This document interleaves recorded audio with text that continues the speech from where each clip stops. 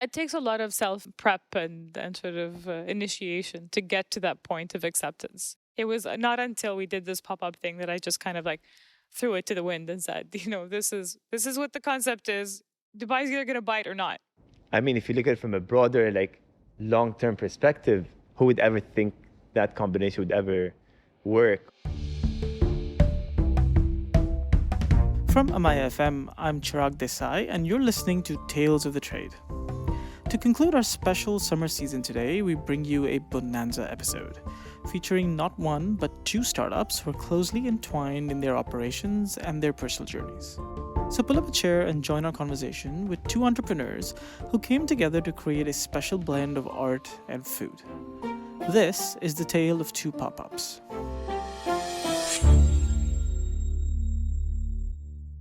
A couple of years ago, two young men were at the offices of Deloitte and Touche, chatting regularly during their breaks about everything under the sun.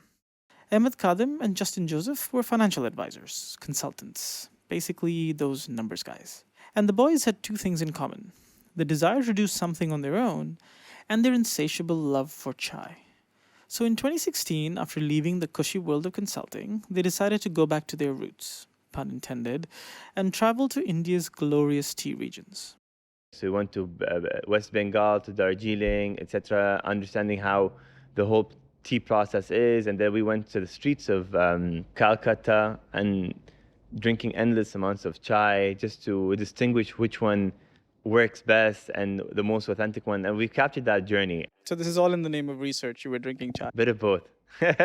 What we've done is later on, because we had our own solo trips to India, so we moved throughout different parts of India: Mumbai, Delhi, West Bengal. So the main parts besides the south.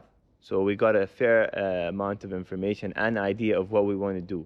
So essentially what Chaiwala does, Project Chaiwala, is it's a street side chai concept from the streets of South Asia into an urban city like Dubai.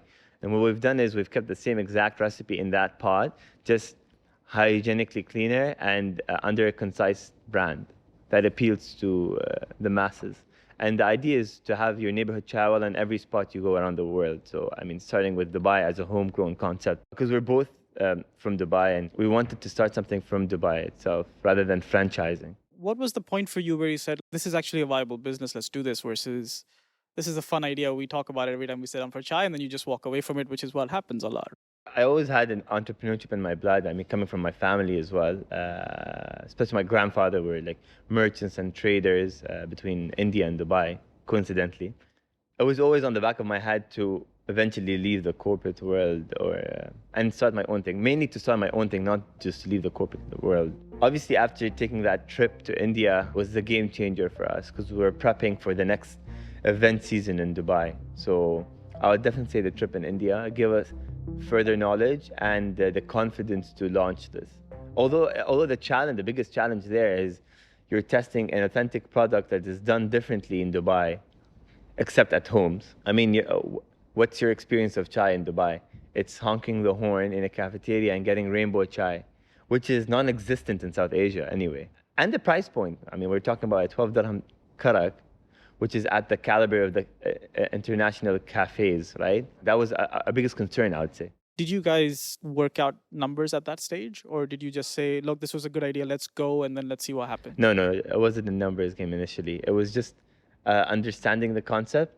And then eventually, I mean, we were both like financial advisors. To be very frank, it's a totally different industry than what you look at in your presentations, because once you do it yourself, it's a different ball game, and then you try to reduce as much as you can. You're a startup, you want to bootstrap, etc. So the consultants world is, I mean, you learn a lot, and there's a lot of fluff around it as well, right? Once you go down to the ground, this is where the real talks happen. And so, solid concept in one hand, and of course, chai in the other. For about a year and a half, the team behind Project Chaiwala strategically took their kettles to pop up events around the city. That was our testing phase. So we invested, obviously, a fair amount of money into building a brand in it from day one. That's why you see the kettle that was always there, and the name. And then we just want to see people's perception to it. And thankfully, it was a success from day one in terms of attracting people to the stall or to the kiosk. because it's that experiential part which people don't have over here with chai, which is the chai, chai, chai chant, and the 1 meter chai. Chai, chai, correct masala, signature Darjeeling, silver machi, project chai wala, chai, chai. So it grabbed a lot of eyes. So during Dubai Food Festival at Beach Canteen, we didn't do all events in Dubai. We selected them. So we did Beach Canteen, we did Market OTB, we did Seoul DXB. They were all strategic because they either had the right spending power, the right target market, and people that will also understand and be conscious and aware of the brand there that's in the market right now or that's entering the market. I mean, that's our biggest testing point, right? It's the people we're going to and how they perceive it. We did at least 20 events throughout the 2 years. Obviously, you guys have been working together now 2+ years. What's that been like? It's been great, actually. It's interesting working with somebody else because like if you're 100% in tune with everything, that means you just gave up 50% of equity or whatnot to another person. So they say you should never get any co-founder that thinks exactly like you.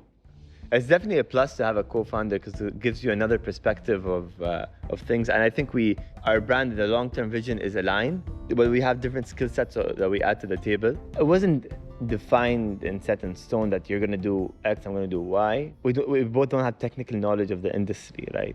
I mean, at this stage, yes, it is more defined, obviously, what skill sets we add to the table, what our roles are.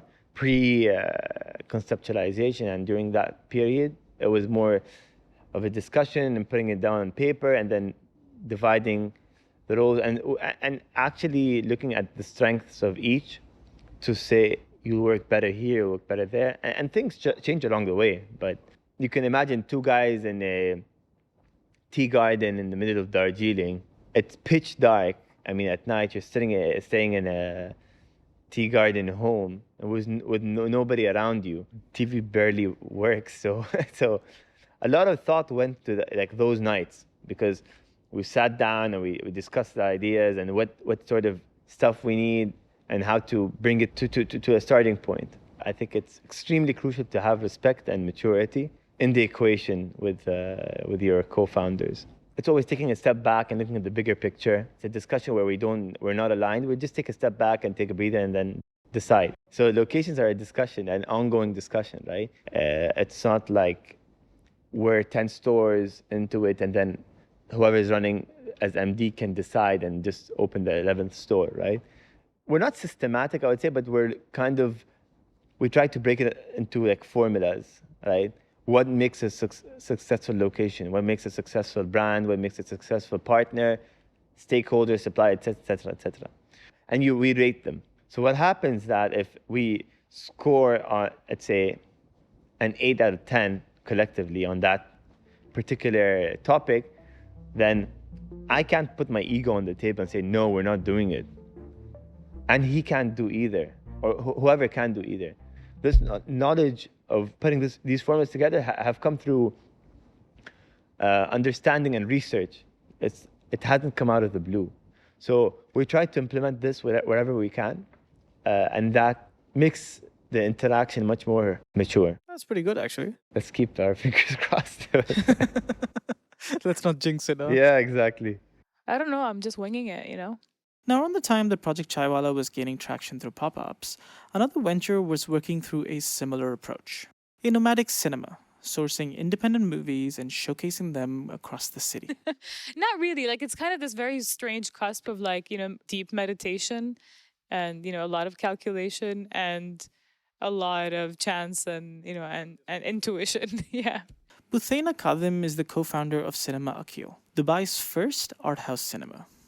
And her involvement with indie films spans most of her adult life, going back to 2008.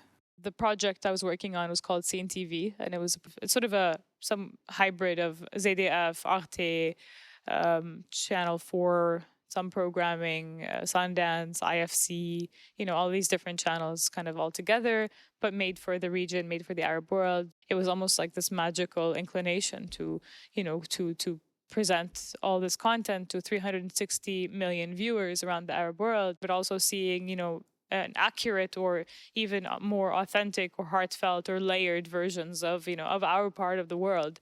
The other thing, the other sort of pillar, that I sort of was operating on that led to the creation of a space like this is the importance of having, a linchpin to a larger conversation or multiple conversations that were motivated by, the idea of consciousness raising, of building awareness around different things, around critical thinking, around, debate. And these were things that were not, part of the day-to-day experience of a city like Dubai. Cinema Akil also tested out their idea through pop-up screenings of exclusive or indie movies that showcase the region in a way that the mainstream didn't. So the first pop-up was in July 2014, and it was a collaboration with Third Line Gallery. Another one of those kind of hopeless, deflated summer lulls that lead to a lot of creative production, I think, as part of the Dubai experience, like bored summer children that would not go home and they would get up to all kinds of stuff. I mean, it was obviously a lot more deliberate and thought out conceptually. But, interesting things happen at times where you assume there would be no traction. So, they were willing to experiment. And I was at that point really interested in continuing the presentation of art house films and documentaries and, alternative content, even in the microscopic sort of space of, a gallery in Al Quoz in Dubai in the summer. Was it you just thinking, well, okay, look, this is something I'm really passionate about. Let me see if I can collaborate with someone. Or were you thinking, this is what I'm going to do with my life? No, the end was always in sight. At that point, the end, that's why we had a name. That's why at that point it was Cinema Akil series at the Third Line Gallery. It was always the thing that I was going to do because, the long story of sort of how I ended up doing, focusing on art house content from the broadcast sort of sphere, and the subsequent financial disaster, and the cancellation of a lot of, media endeavors and projects. I was sitting there with all these contacts and this huge network of, of distributors, sales agents, rights holders to all these films and nothing to do with them. There was no more, TV channel that I could put them on. So I started personally reaching out of frustration to, the rights holders of some of these great films, and asking for permission to showcase them publicly. Today's Cinema Akil is housed at Al Sarkal Avenue, a cultural district based out of Al Quoz. Yes, we're in Al Quoz again. The cinema is tucked away in an almost serene corner of the avenue. The walls are adorned with movie posters from the 80s and 90s, and the dark wallpaper with damask designs reminds you of where you are. And unlike any cinema hall you've been to, almost covering an entire wall is a large window. The window has become this sort of, this look into the world. There was something very unsettling about opening a cinema, an art house cinema that was supposed to be, outward looking, public facing, democratic, accessible, all of that stuff in a space like Sarkal where we wouldn't be facing the street. There was something very essential about having access to the street. Even though it's limited right now, we only have the fire exit space, but we have this gigantic window, which, I'm actually very proud of as a happy kind of coincidence, because I think we're the only cinemas of all the cinemas that I've seen, in my research sort of phase for this space, that actually has an embedded permanent window as part of the day-to-day experience of it, which, acoustically is not the easiest thing to grapple with, because, we had to doctor all kinds of, custom solutions, but we are in Dubai. A lot of, everything is pretty much custom. Yeah, that's the only way. So we had a guy who knew a guy who was able to find us a solution. Which is also a Dubai thing, right? I had a guy who knew a guy. That's exactly what I'm referencing. So there's a window, but then the window looks over our first pop-up as Cinema Akil. The greatest thing about being here in Al Sarkal and, working with partners like them is that they're willing to try things out. And, we throughout our other partners, we procured the equipment that we would need to run. There was already a Barco projector, a cinema-grade projector that we were using for the outdoor screening. So we had all these basic sort of, skeletal elements in place. It was the first time that we actually saw what that would look like on a day-to-day basis, people's response to it, their movement through it, their expectation even of what an art house would look like. We worked with these two artists, Chindi and Sheb Moha, to come up with the concept of what the space would look like. So these wallpapers that you see around us, that's left over from that concept. We had gone through at that point 4 architects and several contractors. Decided at that point to strip it down to the basics. Decided to say, what is the essential experience? What is the space going to offer? and part of it was the F&B. Initially, the cinema thought of having an almost nostalgic corner store concept, with simple things like chips and juice packs, similar to the way we had them growing up in the city in the 80s and 90s. That little bakala or grocery store where you got your chips oman or your Arij or Capri Sun juice packets. We had the snacks and we had the elements of the corner store with products that you would only find in corner stores here. So every Dubai kid or Sharjah kid would recognize the specific things that we'd put in there. And then there were some things that were wild cards that we just wanted to experiment with, like the cereal boxes instead of chips. Like you just open a tiny cereal box. Yeah, I mean I do that all the time. I thought maybe other people would get on board. It was not the case. So we killed it. By 2017, the two stories had already begun converging. Cinema Akil and Project Chaiwala had collaborated during their pop-up days, resulting in those winter screenings with a hot cup of chai. And so when their initial ideas didn't quite pan out, Cinema Akil turned to their former collaborators and asked Project Chaiwala if they would like to open a special flagship store in partnership with them. And this is what we see today.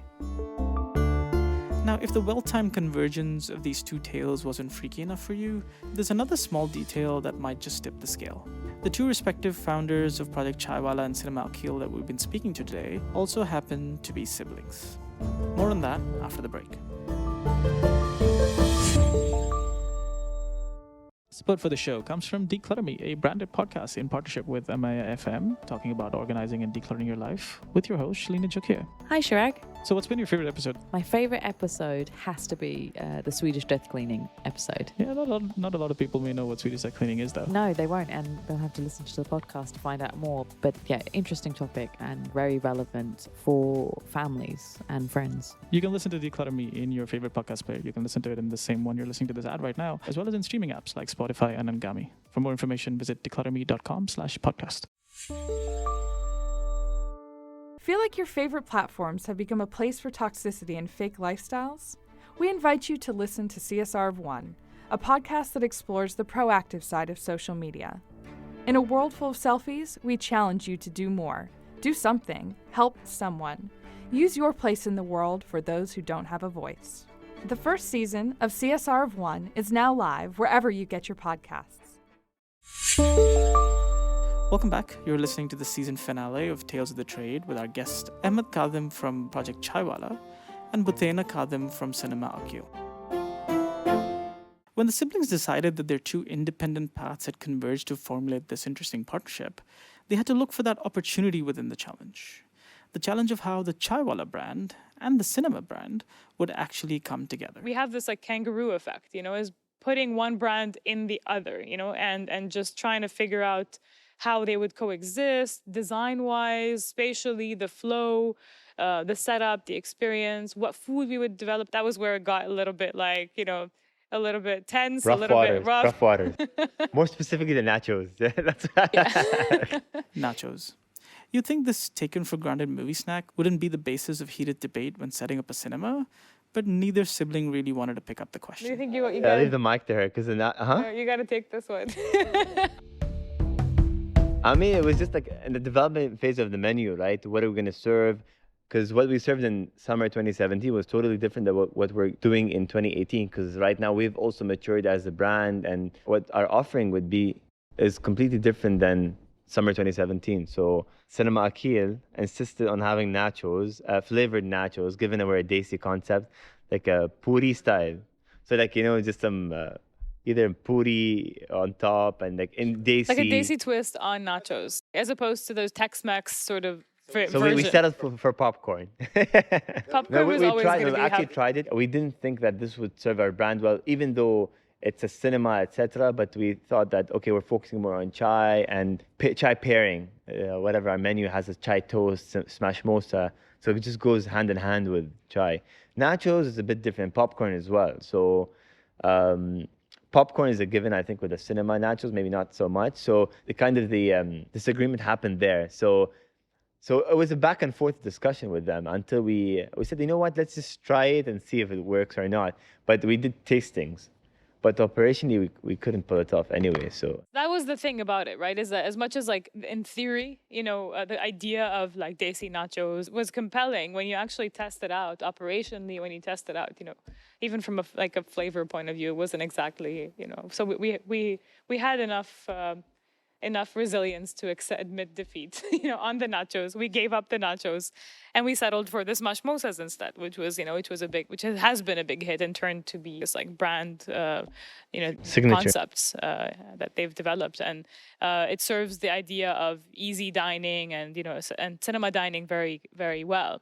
And that was kind of the thinking that had to be manipulated or adjusted to the cinema experience. Is how do you serve this kind of food while making it cinema friendly, something that's easy to consume while you're in the dark, you're watching films, and and keep the space relatively sanitary throughout. So it was a lot of fun. It was a lot of tasting. It was a lot of good food and a lot of failed experiments, and chai along the way. I think they've been respectful and appreciative of, and we've been as well, to their contribution to Chaiwala as a starting point. I mean, if you look at it from a broader, like, long-term perspective, if you're looking at the first flagship that was open in art house cinema, like, who would ever think that combination would ever work, or even why in art house cinema? But it's distinctive in its own, right? The area over there is mainly Chaiwala inspired by cinema.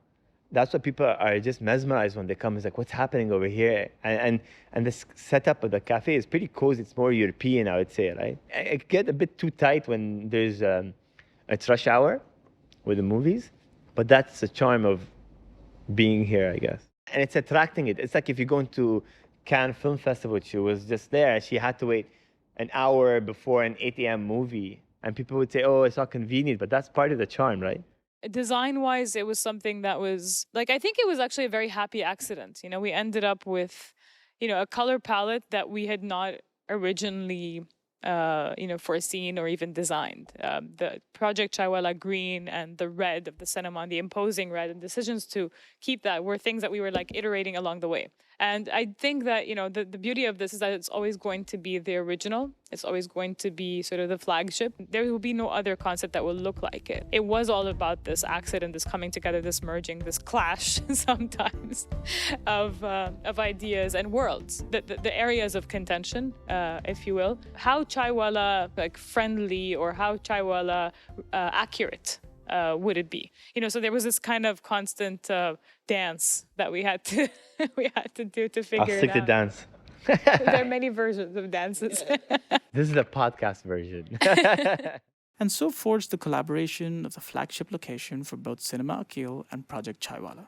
Both companies tweaked, twisted, and slightly turned together. But in the end, as you walk past the box office today, strolling through the narrow corridor towards the cinema, you can't help but smile as you smell the chai and watch the enterprising chaiwalas tackle those big kettles with ease as they bring their tea to a repeated boil. And although the path to the present day has been a meandering one, Cinema Akil, much like the films it shows, has undoubtedly gained cult status in the art scene in the region. I always say, like, the operation of an art house cinema sits on the convergence point of like sheer, romantic poetry and ruthless pragmatism. It's this very ugly, kind of beautiful situation. The two things are they're not compatible with each other. They shouldn't be, but then they work together. That's how you end up with the delivery of a space. It's the sort of harshness of, the industry and the box office and all the different mechanics that go into it, the technicality, and then the poetry that you actually, that changes your life, through the silver screen. In the last 6-8 months, you have a little hindsight behind you. Like, well, technically hindsight is behind you, but like By design. Would you look back and say you would have done something differently? My answer is not going to be very romantic because it's a very technical kind of rethinking of it. And I think I would have added another screen from the get-go. That's my biggest kind of, not a regret, but my biggest realization. Programmatically speaking, it would have changed the way that we do things. It would have changed the program itself. It would have changed the windows of release for films that we would show, our decisions on what to keep and what to remove, how we program the space. We don't have any of that flexibility right now with a single screen. So that was something that, I had thought about and, and in as a byproduct of all these different sort of challenges and the need to deliver. I think of the longest gestation period for an art house cinema. We got to the point of the crisis point of having to open the space. And personally speaking, having done it long enough, wanting to put it out in the world and actually stress test it and go through the experience that I had imagined all these years would come to life. And as for Project Chaiwala, they're now hard at work beyond the flagship and on the verge of opening their first independent location, and their neighborhood Chaiwala concept is set to open in a few weeks. And as we slowly but surely move into an era where companies giving back is an essential part of their culture, Justin and Ahmed have done this by building philanthropy into the core of their idea right from the very beginning. We have embedded in our culture to give back, whether through like charity or zakat, etc., etc. It's the betterment of the society, right? Not just your pocket. So that's where project came from. And then if you want to split it up into two categories, it's directly and indirectly. Indirectly is basically the stakeholders, which could be sourcing organic fair trade tea, sourcing sustainable and compostable packaging as much as we can. We're not 100%, but we're trying to be there. Sourcing clay cups, the kullars, a company, a supply that supports women empowerment within India as well. So that's your indirect contribution. And the betterment of our chaiwalas, which is number one. And then directly is dedicating a portion into charitable contributions, which where we think fit. With a concept like ours, selling chai for 10 and 12 dirhams doesn't really hit the bottom line enormously, right? You need to have scale and multiple stores, probably hundreds of stores to have an actual impact. Then you can build the school or like water sanitation, etc. Or is that what you want to be able to drive? Oh, definitely. It's something we're looking into, but I wouldn't say we're fixated on that. But we want to see the impact with our contributions and our customers' contributions, technically. I mean, somehow into that. So that's why I say it's a project you're building as well. It's a smile you put on people's faces and customers and even the chaiwalas through interaction.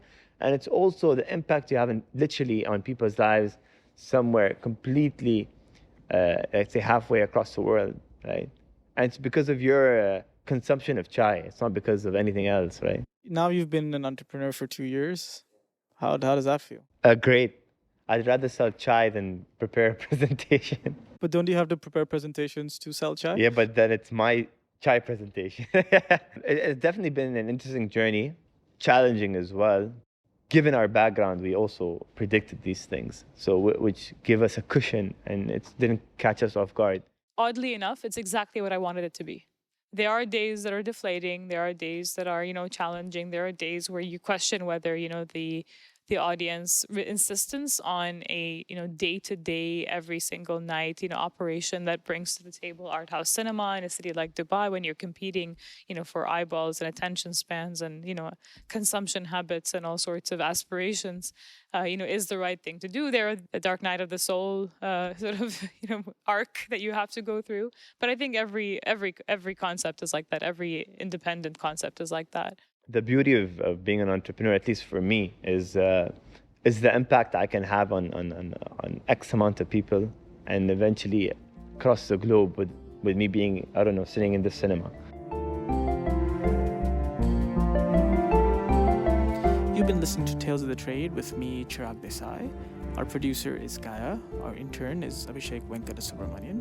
And original music for the show was composed by Rainer Erlings. We hope you've enjoyed this mini summer season showcasing startup stories in Dubai and making an impact in their respective industries. And for those of you who want just a little bit more, we'll be sharing a special bonus episode in a couple of weeks with some of the discussions around how each of the startups view the future of the industries they're trying to disrupt. So we hope you'll pull up a chair and join the conversation. See you then.